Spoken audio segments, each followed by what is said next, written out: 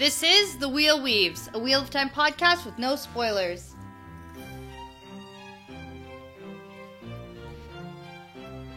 Welcome, listeners. This podcast is safe for first-time readers because it's made by a first-time reader. I'm your host, Annie, and I'm the one who's taken on the task of reading through this 15-book mega-series. I'm joined by my co-host, Brett, who's a longtime fan, and he's acting as my tour guide on this journey. Before we get into our episode today, we want to mention that since this is our first episode of the month, it is donation time. Here at The Wheel Weaves, we are so excited about our Patreon support and want to give back. So, for the first episode of every month, we donate $1 for every patron that we have to the Mayo Clinic in honor of Robert Jordan. This month, at the time of recording, we have 39 patrons, which means we will be donating $39. Thank you so much to our patrons for your support and for making this possible. This episode, we are going to be talking about Chapter 39, Weaving of the Web. Yeah, very similar to a couple chapters ago when we got Web of the Pattern. Yes. But it's different. Not really. It's all a lot of information. Yeah. Actually, there's less information-y information. Yeah, we get some action here. Just a little bit. A little bit. It's a little bit of a setup chapter, I think. It's a very Rand-centric chapter. Yeah. We're just going up a little roller coaster incline here. Yes. Yeah, just a little one. So the picture is of the lion? Hey. The Caemlyn lion? Come on. Oh. Yeah. Right. Remember that thing that we've done for like 30-some, 40 chapters-ish? Yes. Right. Right, that thing. And I have a decent one today. Okay, go. So, someone asked Robert Jordan, if you had to describe the series in 6 words, what would they be? And this is a really fun one because, it's something like 4.5 million words long. So, how do you describe a book series in 6 words? Yeah. And his answer, cultures clash, worlds change, cope. And then he says, I know, only 5, but I hate to be wordy. Oh, yeah? Yeah. That's a funny joke. Yeah, so I thought good summary. Yeah, that's good. I also, with all of these facts that you do and you find random interviews that Robert Jordan has done, over the years of writing these books, he must have done so many interviews. Oh, yeah. And he probably had to answer such stupid, repetitive questions all the time. Yeah, and it's like every time a new book comes out, he would Yeah. go for different book signings and new interviews, and it's like adding to the information he has to... But I mean, if it's his creation, he's pretty internally consistent on everything. Yeah, so. that's true. Yeah. Okay. All right. Now can I talk about the picture? Now you can talk about the picture. Yeah. Okay, so the picture is of the Caemlyn lion. Yeah, we got this line as soon as they entered Caemlyn the first time. Yes. So. And so I'm just assuming they're back in Caemlyn. Yep. And so I don't know. At the beginning, I thought maybe we'd get the whole meetup. Nope. You're waiting for this event for so long. Yeah. Assuming it's going to happen. Right. Yeah. Well, because last chapter we had Moraine, Lan, and Nynaeve who found Egwene and Perrin. And Bella. They rescued... Oh, and Bella. And sorry, Bella. I'm Yep, sorry. that's okay. Also Bella. And they rescued them from the White Cloaks. And now they know they need to get to Caemlyn because they know Mat and Rand are probably in Caemlyn. And Moraine and Lan also found out about Perrin's secret wolf life. Yeah, which is not so secret anymore because turns out they know Elias. Yeah, because he was a warder. Yeah, and Crazy. trained Lan. Yeah. So, big Crazy, news. Crazy. So, from Rand's perspective, we're with Rand here in Caemlyn, and there are people everywhere. Yeah. This is a big deal. This is the day that Rand has been waiting for, and then we just get this super casual, offhanded mention that, oh, by the way, Perrin and Egwene found them, and that was a pretty sweet day too. Yeah, but And it's not quite. Yeah. So you're reading it wrong if that's what you're thinking. Oh. Yeah, I wrote that as a note because the wording is a little bit... So it's phrased that the next best thing would be Perrin and Egwene walking in. As in, that's the next event he's looking forward to. Oh, I thought for sure this was a flash forward. No. From that event? It is definitely not. So... Oh, wow. I'm really wrong. He says, next to the day when Egwene and Perrin walked in alive and laughing, this was the day he'd been waiting for the most. So that's just saying, those are the two events he's looking forward to, and one of them's I here. think I was thrown off by the walked in, like the past tense of it. Yeah. Like it's already happened. Yeah. Yeah, walked in laughing about and I just thought, well, that was glazed over. And where are they now? Yeah. I thought for sure. It has not happened. Okay. Whoa, my perspective on this chapter is completely changed. Okay. Because I thought that was so weird. Yeah. I wrote actually, what? I hope we get some kind of flashback to that. It seems pretty important. I know. The wording is a little bit funny. Oh if my you gosh. read it that I way, did read so. it a couple times, so. Yeah, I figured that would happen, but that's okay. Oh my gosh. Okay. Do you have to redo your notes a little bit here? A little bit, but that's okay. There's only a couple times where I'm like, why is Rand alone? I feel like these last two chapters have been very confusing for you. Yeah, I know. I don't know why I'm so... Okay. I'm good at reading, I promise. Just not so good at inferring. That's my problem. Okay, so, whatever. Rand's excited for this day. And so, just to put in context, Rand has been dealing with Matt being a little shithead for the last several days, we can assume. Oh, yes. Yeah. He's so annoying. But this must be the day that Logain is being brought to the city. Yeah. And he asks Matt again if he'll come and join him. But Matt is just glowering from his bed and is all pissed off. And he says, take that Trolloc you're so friendly with. Yeah. So obviously talking about Loyal. And I might detect like maybe a hint of jealousy. But Matt just overall is being such a terrible he's person, really sinking in on himself here, so. Yes, for sure. So Rand calls him stubborn stupid. Yeah, it's a good saying. That's a good saying. I'm going to start using that one to describe you, I think. Yeah. Okay. Sometimes. Yeah. Yeah. No, I get it. Yeah. So we learned that Matt basically hasn't left the room. And Rand has been bringing him all his meals, and Rand says he could really do with a bath as well, so he's like starting to stink. Yeah, so Matt has literally not left this room for anything. And again, this is just a spiral downhill from what we've seen over the past couple weeks. Yeah, and Rand also thinks about how Master Gil has told him about a woman who is kind of like a wisdom named Mother Grub. Yeah. Which is kind of like old Mother Hubbard. Oh, yeah. Lived in a cupboard, you know. Yeah, I get that. Yeah, that's what I'm thinking. But Rand thinks that Matt needs Nynaeve or Moraine to heal him. But this Mother Grub is all they have. Not that she would come to the Queen's blessing anyway. And it wouldn't be good for her or Matt. Yeah. But so it's like a double-edged sword there. Yeah, but I also do kind of like that Rand is starting to recognize that Matt actually might need some help. Yeah, it's been a long time coming, but they've had a lot of stuff going on, for Yes. sure, for over the past couple weeks. Right. Because they've been traveling quick, they've been being attacked by Dark Friends, so like there's not a lot of time to stop and think, and and now he's had a few days at this inn where He's had food, he's had Yeah. rest, it's been less like go impending doom Yeah. always. with no proper sleep, no proper food. yeah, So, exactly. Because I gotta say honestly, if I was traveling with you in the conditions that Rand and Matt are traveling, I think you'd be pretty close to being like Matt. Yeah, I'd be miserable. Miserable and grumpy and Yeah, and you'd be like, you haven't laughed in days. Then he'd be like, shut up, brat. Yeah.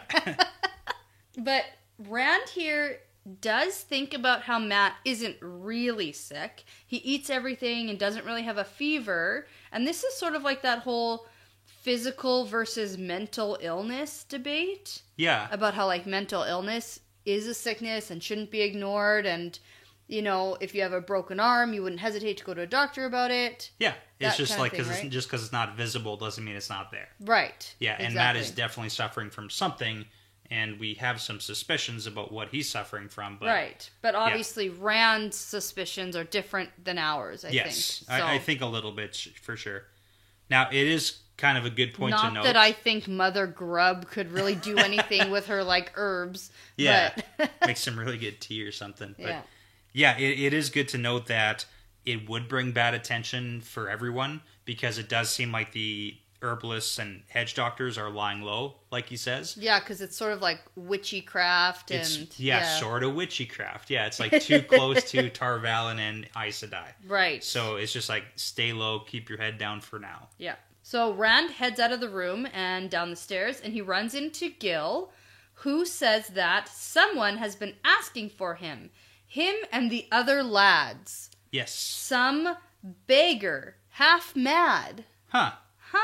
Yeah. So I said, oh shit, Fane found them here? Okay, so you jumped to I jumped right to that conclusion, yeah. Yeah, because we did get that interaction in Baerlon where Rand saw him. But him and he's like super weird and nuts and skittish. Yeah, and has that whole weird off exchange his about... rocker. Yeah.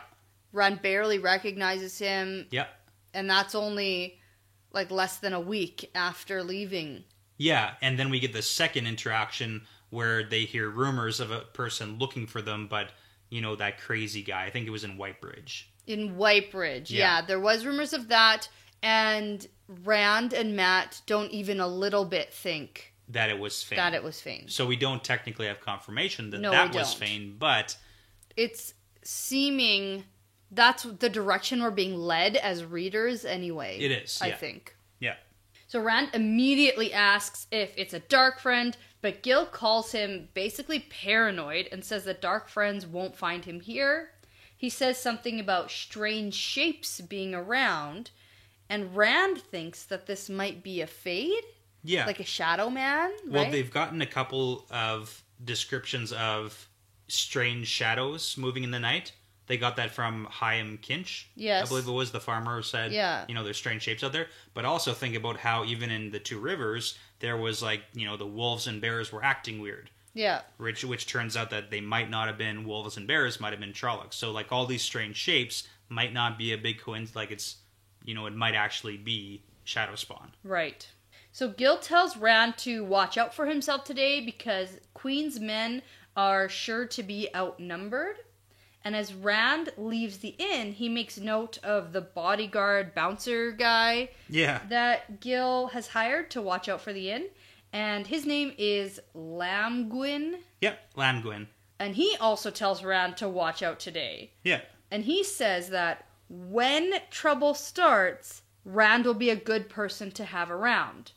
Most likely, he thinks this because Rand carries a sword, and who carries a sword who can't use it? Yeah, and I just want to put a huge star beside this, because at the beginning of our journey with Rand carrying this sword, we had lots of mentions of people thinking that it's not his sword, right? And that it kind of felt heavier than it should to Rand, and maybe it like was, you know, wasn't exactly the right fit. Yeah, people mostly think that he stole it. Yeah, and now it's been a couple of mentions where it's more like, you know, it is assumed that he knows how to use it. And so maybe that's a hint that it's starting to sit a little bit better on his hip. He's getting more comfortable with it. Yeah. Because, I mean, if you travel with a sword... Well, he hasn't taken it off for at least a month, right? You're going to start to get used to it and get comfortable with it, too.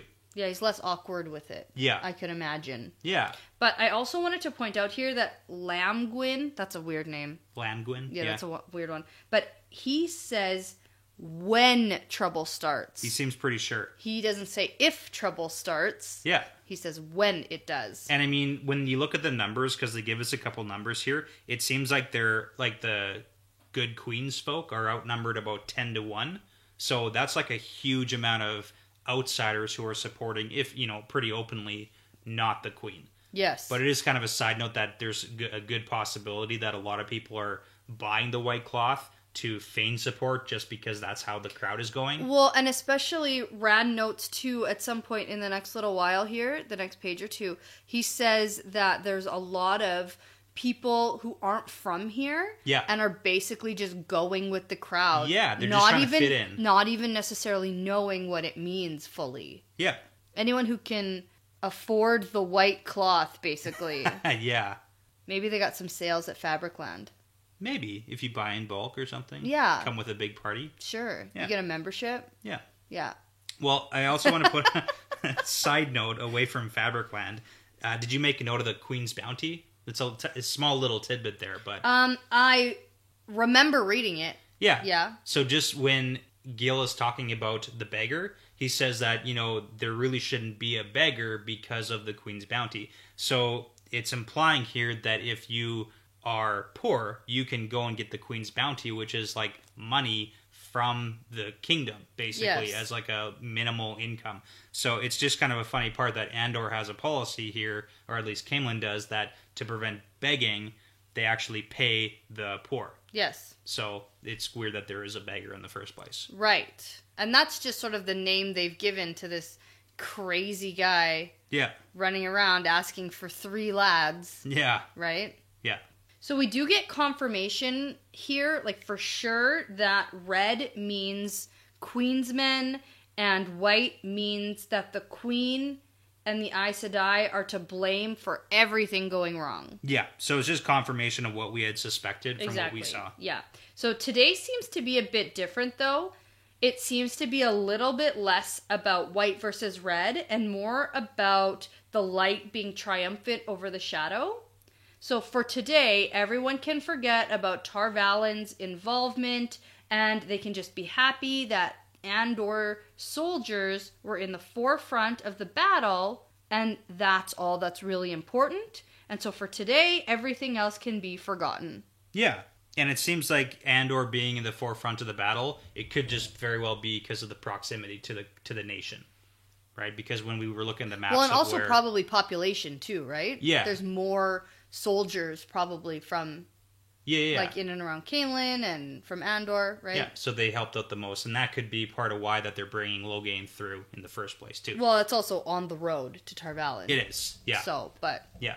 But they'd it's the whole- probably make a detour, even if it wasn't, I think. yeah.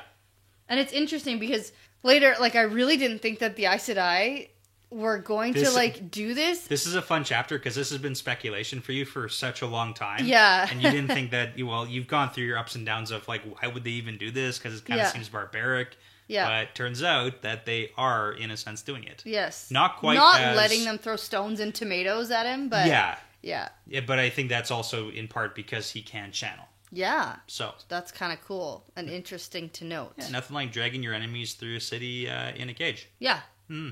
Doesn't seem to affect him, though.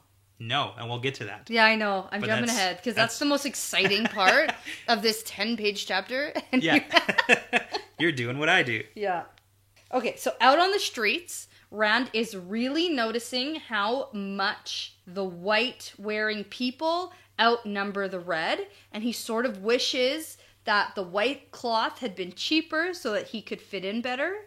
But then he thinks about Master Gil taking them in because they were wearing red. Yeah. So, So I have a little thing I want to bring back to you. Because we got a really important little line during Lan and Perrin's conversation last chapter. okay. So in the conversation, Lan, for context, was saying that he's talking about the Dark One's touch on the world. And his phrasing is a chance turning of one corner instead of another, a chance meeting, a chance word, or what seems like chance, and they could be so far under the shadow, not even Moraine could bring them back. And when we're talking about chances, Rand coming to the city and happening to buy the red cloth, which happens to lead him to the inn of the good queen of the Yes. good queen's man. Yeah. So it's just kind of like a little hint there that this chance can actually really affect what happens. Right, and I do like this sort of philosophical nature Yeah. of this stuff because in this world where fate is such a strong, it has such a strong presence, Yeah. right? So fate is very important. The weaving of the wheel, everything's a thread in the pattern. Basically, It's all predetermined and predestined, and little things can change, but mostly this is the way it's meant to be and going to be and weaved to be, Yeah. if you will, right? So We've been fed that a lot in a lot of different ways. yeah, so it's interesting that Lan has this whole speech about chance Yeah. in this predetermined world. Yeah, in a very large way. Yeah. But it's like that small chance can affect things. So it's almost like the ripple. Yes. Right? So- Yeah. Okay, just wanted to point that out. Yeah, no, I like that. That's good because we glazed over that last chapter. Yeah. So, And I mean, we previously had a small conversation about fate. Yeah. But I just want in your readings to look at the small chances that end up making big things happen. So, yeah. So Rand actually feels pretty alone out here. And this is in my notes where I start to wonder if they have caught up with Moraine and them. right.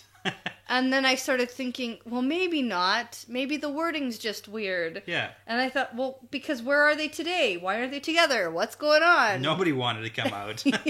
I was like, maybe they're laying low. Yeah. I thought, I hope we find out soon. Yeah.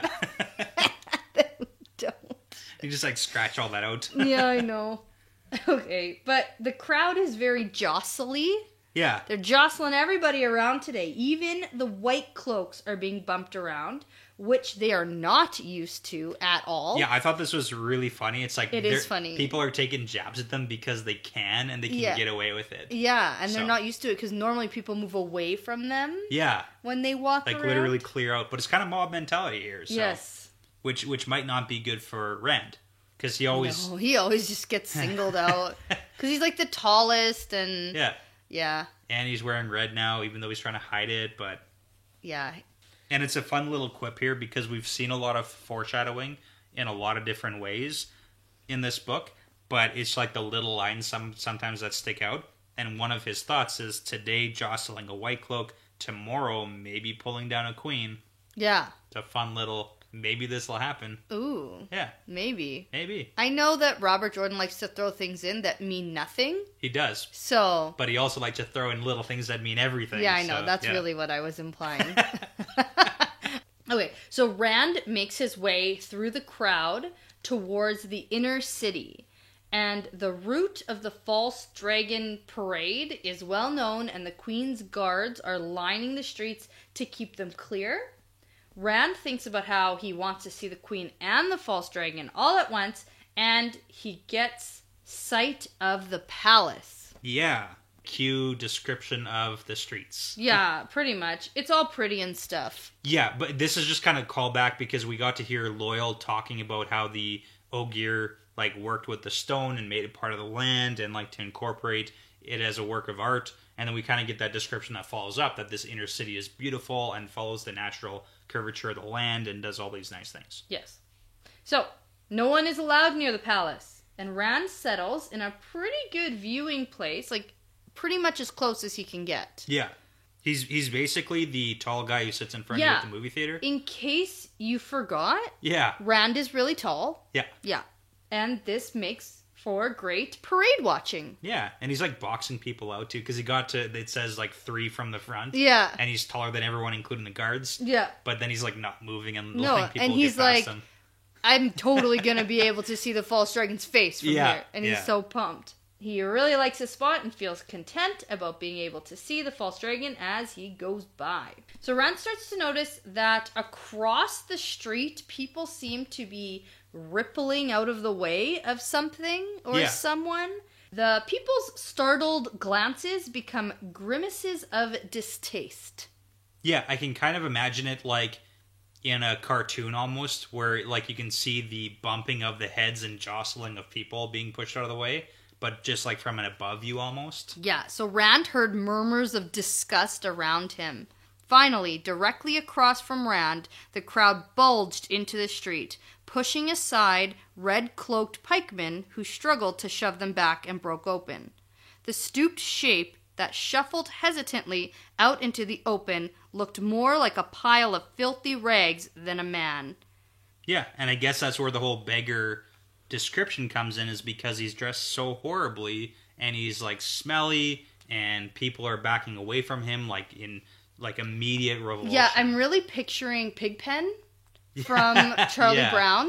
Yeah. Just like a cloud of dust and smelly lines Yeah. all around him wherever he goes. Well, and it's kind of weird. Like if he's just a beggar, if it's just like That it's, he's it's poor. It's a, more than that, clearly. yeah, it's a pretty severe reaction that people who don't want to give up their spots are like, get me out of the way of this guy. So who knows what's really happening? So the ragged man paused on the far edge of the street, his cowl torn and stiff with dirt, swung back and forth as if searching for something or listening. Abruptly, he gave a wordless cry and flung out a dirty claw of a hand pointing straight at Rand. Immediately, he began to scuttle across the street like a bug. Yes. The beggar. So what is happening? Yeah. I don't know.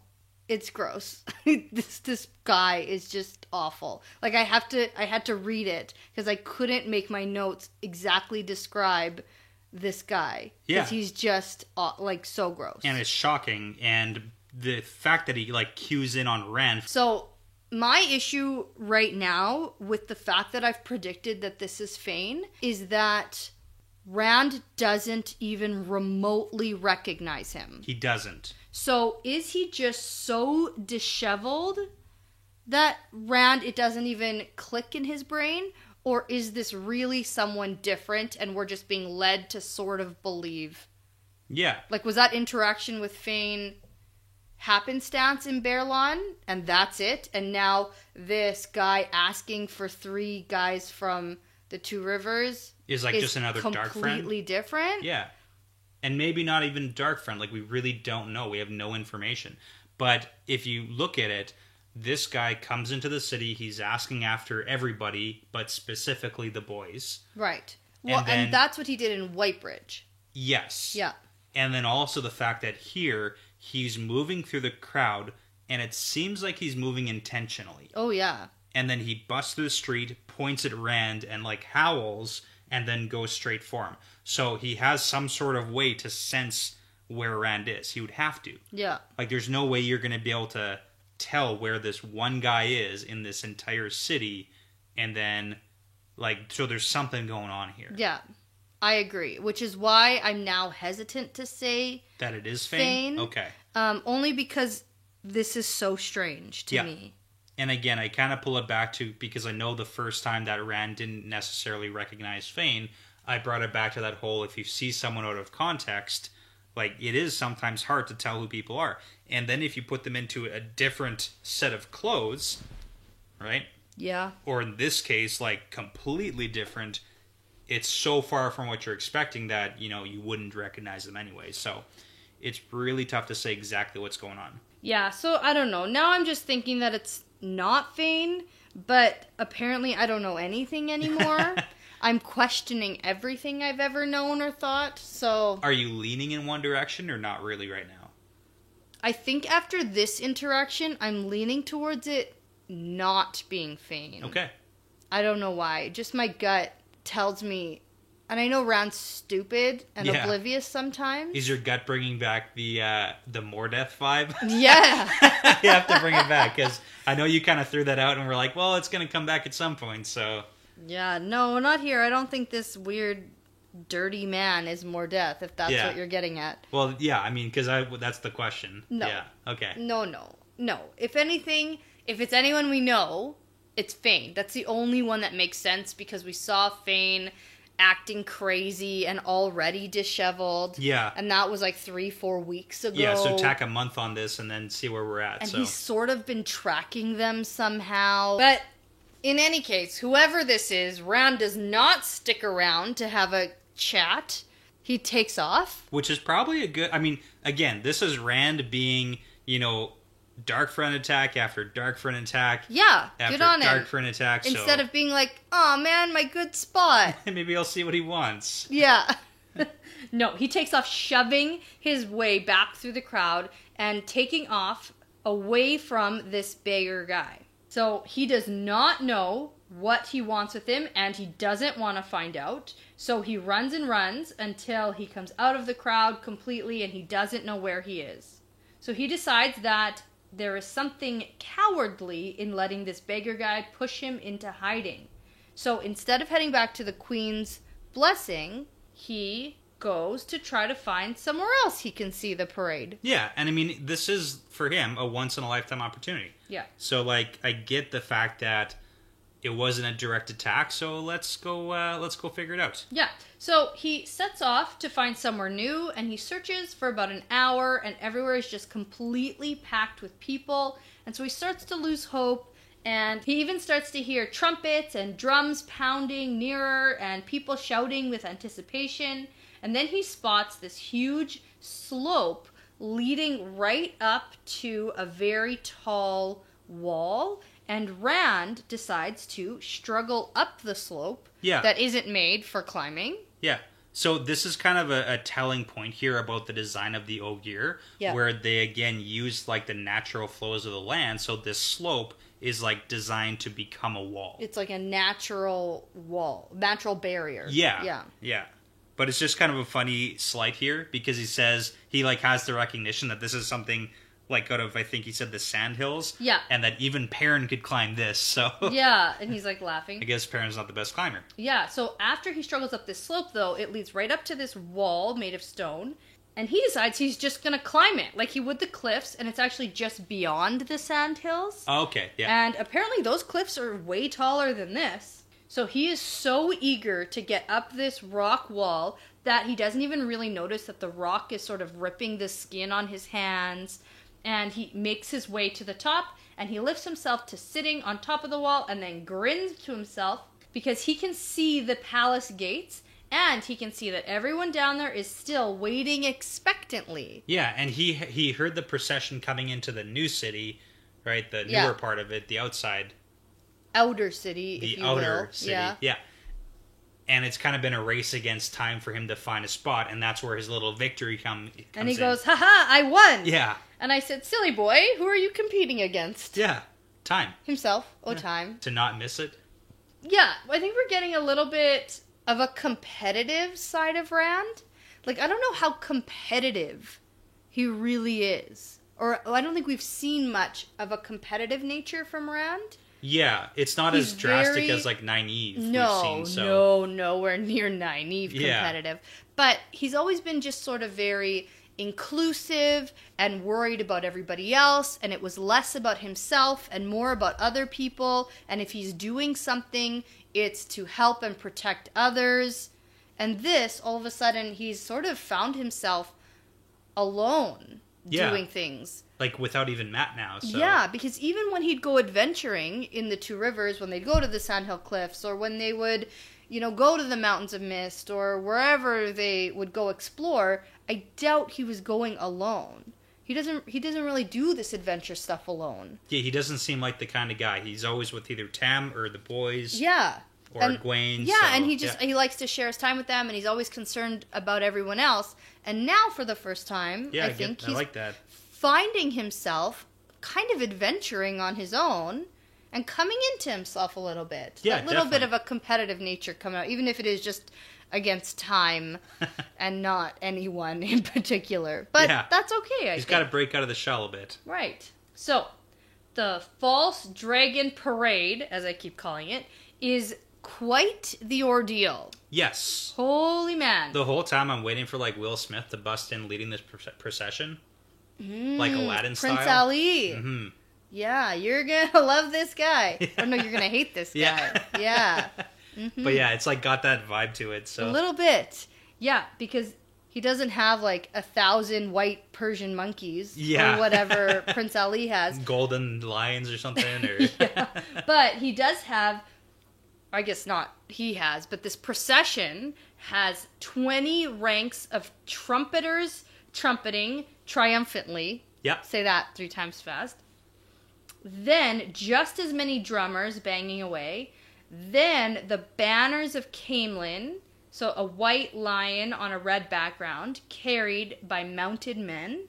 Then tons of Camelin soldiers marching in their armor, holding lances, and then pikemen and archers, and then finally a massive wagon pulled by 16 horses. Yeah. So this is gigantic. And then, on the flatbed of this wagon stands a large iron-barred cage, and at each corner of the wagon sits 2 women watching the cage intently. Yeah, so we have 8 Aes Sedai, 2 on each corner watching Logain Right. in this cage. In the cage. Yeah. And at all sides of the wagon, there are a dozen warders riding on horses watching the crowd. Yeah, I love the description of the warders saying like as if they're the only protection. Yes. So like imagine Lan times 12 of him Yeah. like Well, on they just on think guard. that the soldiers Yeah. are just like literally nothing. If this crowd wanted to, Oh yeah. yeah, Like bust through the ranks. yeah, then it would be up to the warders. I think. Yeah. Anyway, It'd be tough. yeah. So, important point I think is that all of these warders have fancy swirly cloaks. Yeah. So that's not just a land-specific garment. It's true. It seems like it's a warder specific garment. I like that though. Yeah. It's like a little uniform they get. They do. Invisibility cloak. Yeah. Also I want one. Yeah, I know. Yeah. So Rand catches sight of the false dragon, and Logain is standing in the middle of the cage. A tall man with long dark hair curling around his shoulders. Rand thinks about how the way he carries himself is of likeliness to a king. Yeah. So this like regal dude in a cage, and I think it describes it as holding himself up with one arm on the bars above him. And it says the cage might as well not even be there for all he cares. Like, that's what he looks like. The man stands in the middle of it with his head held high, looking at the crowd as if they were there to do him an honor. Yeah. So this guy's full of himself. Yeah, and I think the whole description that it keeps coming back to is that this does not seem like a man who has been defeated. No. Like, he is not given up. And that's what Rand sort of keeps questioning, too. Yeah. Because wherever he looked, the crowd fell silent and picked up screaming as soon as he looked away. Yeah. And now Rand's too far away to even see Logain's face. But then he's actually kind of glad for that. Yeah. Yeah. Because what would happen if you're that close? Like, that's the hush that falls over the crowd when Logain stares at you. A little bit scary. Yeah. Right? And so as the procession flows through the palace gates, Logain throws his head back and laughs. And then plus, after this, there are banners of men who helped fight. Yeah. Which is, it's an interesting little tidbit. Yeah, just, it's like world building, so you get some flags. So, Golden Bees of Ilion, 3 White Crescents of Tyr, Rising Sun of Kyrian, which we've seen before. And many others that we don't list. But it's like, yeah, nobody cares after Logain's gone, though. No. But let's talk about Logain here. So, even him throwing his head back and laughing as he enters the palace. Yeah. Do you want to try and dissect some of this, like what's going on with Logain? And the whole stigma around it is that this is a man who can wield the one power. Yeah. Like, that. This is the worst thing out of all the I fairy think that tales. he's just being really oppositional. Okay. He reminds me of the kid who you try to take something away from. Sure. And they say, well, I don't care. I didn't want to do that anyway. All right. And you, like, can't punish them, really, because they're so annoying. But that's what he kind of is reminding me of. Like, you can capture me all you want, but I'm not going to act like I'm captured. I'm not going to act like a prisoner like you want me to act. Well, think of this, too. Like, he's being defiant. What happens to men who channel the one power? Go crazy. Yeah. Yeah, also that. They go insane. Yeah. But we don't actually know timelines for that, and we don't know severity levels. And we don't really know how old Logain is either. We don't even really know what it means for the man who wields the power to go insane, except that they go insane. Right, and we do have sort of a definition from Moraine about what happens to women, typically. Yeah. Right? But it's hard to say. Yeah. So that laugh might be a maniacal laugh, or it might be defiant. Defiant could be. Although a defiant person also could be a crazy person. Yeah, maybe he's just excited to see the queen. Yeah. Who knows? And no, I don't think that's it. Although he might be excited to see the queen. Yeah, I mean, it'd be pretty cool. So. Yeah, and he might be excited to like spit on her dress or something. Yeah. Like, I don't know how crazy this guy is. So I don't know. He just seems quite defiant to me. Like, he's just refusing to acknowledge that he's given lost. up yet. Yeah. Yeah, exactly. And that's what Rand sort of notes, is that this guy sure doesn't look like a defeated man. Well, and this is the other side of it. We have heard so much about followers of Logain who, after Logain was captured, there's a lot of refugees on the road who now are like not actually part of Logain's following, but, you know, that whole thing. But then there's the whole fear of, is there going to be an attempted breakout? Like, is anyone going to actually legitimately try to free Logain if some of his followers are now in Caemlyn? Right. And that's part of, like, the mass fear. Right. And that's why along the Caemlyn Road, whenever anyone would talk to Rand about it, he'd say, the false dragon. Yeah. Like, he would never call him the dragon. He always made sure it was like, no, I'm not a follower. Things like that. Yeah. Yeah. So, all of the men who come after Logain, Rand notes as very anticlimactic. Yeah, not at all exciting anymore. No. And so Rand leans out to try to catch one last look at the caged man and thinks to himself, really, was he defeated? Well, he wouldn't be in a cage if he wasn't defeated, right? And he's sort of thinking to himself, and he almost slips, but he catches himself and becomes aware of his burning hands. and he wonders aloud, why were the Aes Sedai watching him?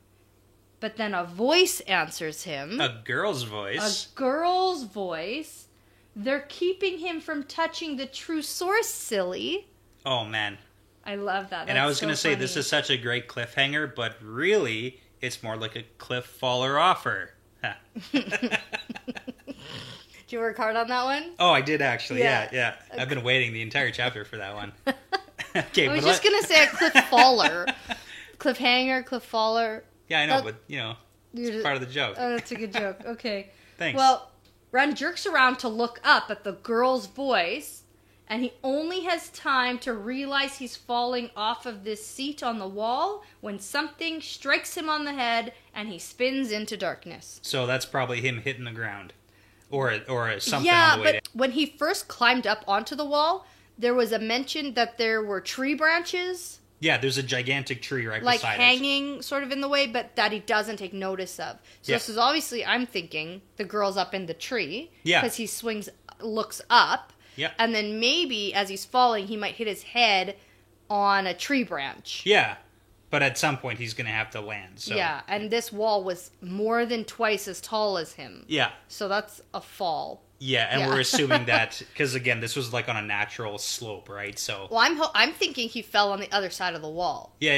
Yeah. Yeah. I don't think he fell back down just like, No, I agree with you on that. I don't know what the wall was. That's I right, kind of that's- pictured it as like the palace gates almost, and so he like fell into like the royal Okay. palace area. That's what I would think is funny. Okay. Because it's like, why is this wall there? Yeah, no, that's fair. Like, you are in a kingdom, Yeah. basically. So, but here's a couple I'm going to go with questions for no you. based on your reaction. No, but here's a question. Who's the girl, Yeah. right? It could just be a girl who's like him, trying to get a good vantage point. Yeah. Very easily could be. Could be. Doesn't seem likely. Yeah, well, okay. I don't think it's just going to be some random. Just some random girl in a tree. So it's not going to be a random girl in a tree? Like, so far, it's a random girl in a tree. Yeah, I know. That's what it is. So I just like to go with what it doesn't seem like. Okay. For fun. That's right. For funsies. But the cool part here is it does open up some new information into the magic system. Yeah. Let's talk about the Aes Sedai. Sure. So this girl says, assuming that she knows and is telling the truth, they're keeping him from touching the true source. Yeah, so they're using their power to stop his power. Yes. And it's not like they can just form like a bubble force field around him. I actually, in my head, envisioned handcuffs that were magical. And when he's wearing these handcuffs, he can't touch the true source. Okay. Like in my brain, that's what I pictured or So something here's like that. two questions for you. Well, one first. If the magical handcuffs, like I get where you're going with that. Yeah. In a lot of magic series, you need some sort of, action to go along with the magic. So do you think that channeling is contingent on being able to move and perform those actions? So No. Okay. No, I don't. So hypothetically, if you were like bound and gagged, you could still channel. Okay, in my brain, the magic handcuffs weren't to stop you from doing an action. Okay. It could also be a hat. Oh, a magic hat. But like some sort of something you put on your body Okay. which stops your connection Gotcha. to the one power. Okay, because the only thing we've In my heard brain, reference. they're handcuffs because he's a prisoner. Yeah, But it could be a hat, I get that. could be a cape. It is interesting that they didn't at all bind him in the cage, Yeah, right? So he's able to come off as so arrogant and aggressive. yeah. But the only reference we've heard so far of people being cut off from the source is gentling so far. Yeah. And that seems a lot more permanent than what this girl is suggesting. Well, yeah, that's why I thought there'd be a hat or handcuffs or something. Yeah. What else could it be? Pair of boots, Pair of boots? That'd be good. Okay, magical boot cuffs. mittens. Yeah. With like strings that keep your hands together. No, No. just mittens, Okay. oven mitts, All right. I like it. a belt. It's a lot of wild theories coming out here today. I don't know. I just thought that would be like the temporary sort of cutoff before they can do the Yeah. whole gentling thing, because I imagine that's a process. Yeah. So it's pretty clear here from what this girl is saying that these Yeah. Aes Sedai who are focusing intently They on should Logain. invent that hat and mittens and maybe a scarf.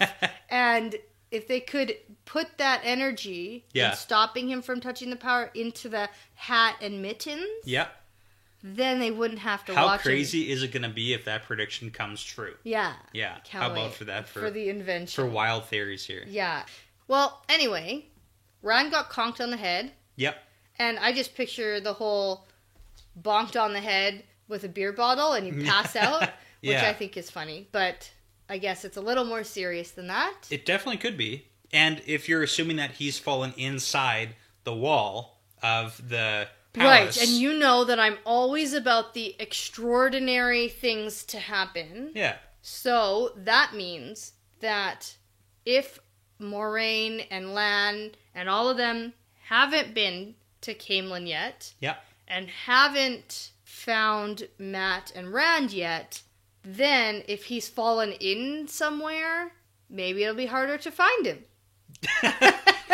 Are you assuming this girl is going to just leave him there?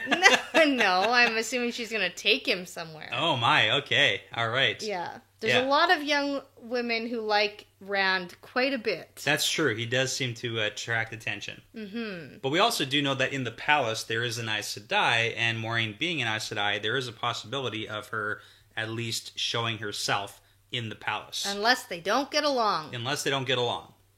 But who Because knows? we didn't get any mention of Moraine knowing Elida. That's true. Because I don't think they're friends. I don't think Moraine's friendly with most Aes Sedai.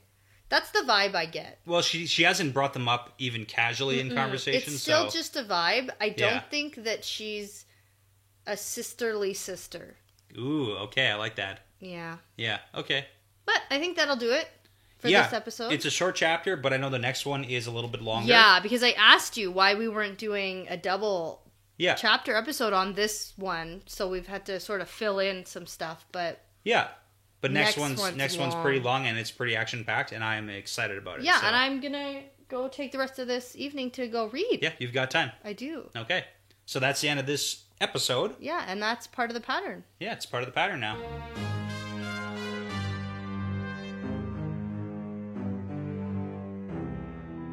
Thanks for listening to this episode of The Wheel Weaves. If you're interested in bonus content, cool stickers, shoutouts, access to exclusive insider looks, and to support us making great content, you can head over to patreon.com/The Wheel Weaves podcast. You can find us on social media where we love interacting with our listeners. We're on Twitter at The Wheel Weaves Podcast and on Instagram at The Wheel Weaves Podcast. You can also join the conversation on our Discord channel. There is a channel for no spoilers that I have access to, and we also have a spoilers channel that Brett controls, so fun for everybody. There will be a link on Twitter and also over on our Patreon page. You can check that out. Please feel free to rate, comment, and subscribe. This really does make a huge difference. Plus, if you want to tell a friend about us, maybe someone who is just getting into the book series for the first time, or other longtime fans who you think would enjoy us, word of mouth is the best way for us to reach